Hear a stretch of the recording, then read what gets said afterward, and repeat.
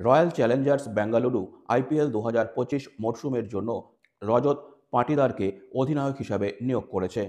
৩১ বছর বয়সী এই ব্যাটসম্যান এর আগে মধ্যপ্রদেশ রাজ্য দলকে নেতৃত্ব দিয়েছেন এবং আইপিএলে এই প্রথমবার অধিনায়কের ভূমিকা পালন করতে চলেছেন। পাটিদার ২০২১ সালে প্রথমবার আইপিএলে আরসিবির হয়ে খেলেন। ২০২২ সালে দল থেকে বাদ পড়লেও ইনজুরির কারণে পুনরায় দলে ফিরে আসেন এবং উল্লেখযোগ্য পারফরম্যান্স প্রদর্শন করেন। ২০২২ সালের এলিমিনেটর ম্যাচে ইডেন গার্ডেন্সে লখনৌ সুপার জায়ান্টসের বিরুদ্ধে ৪৯ বলে অপরাজিত ১১২ রানের ইনিংস খেলে তিনি সকলের নজরে আসেন। ২০২৩ সালে তিনি ১৫ রানে ৩৯৫ রান সংগ্রহ করেন, যেখানে ৫টি অর্ধশতরান অন্তর্ভুক্ত ছিল। দলের ব্যাটিং কোচ দীনেশ কার্তিক পাটিদারকে অধিনায়ক হিসাবে নিয়োগের পেছনের কারণ ব্যাখ্যা করেছেন। তিনি জানান, ঘরোয়া ক্রিকেটে মধ্যপ্রদেশকে ও যেভাবে নেতৃত্ব দিয়েছিল তা অসাধারণ।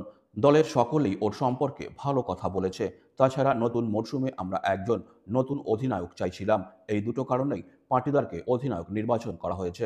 আরসিবির ডিরেক্টর অব ক্রিকেট মো ব্যাবাট এবং প্রধান কোচ অ্যান্ড্রি ফ্লাওয়ারও পাটিদারের নেতৃত্বের প্রশংসা করেছেন। তারা উল্লেখ করেছেন যে পাটিদারের নেতৃত্বে মধ্যপ্রদেশ দল ২০২৪ সালে সৈয়দ মুশতাক আলী ট্রফিতে রানার্স আপ হয়েছিল, যেখানে তিনি ১০ ম্যাচে ৪২৮ রান সংগ্রহ করেছিলেন।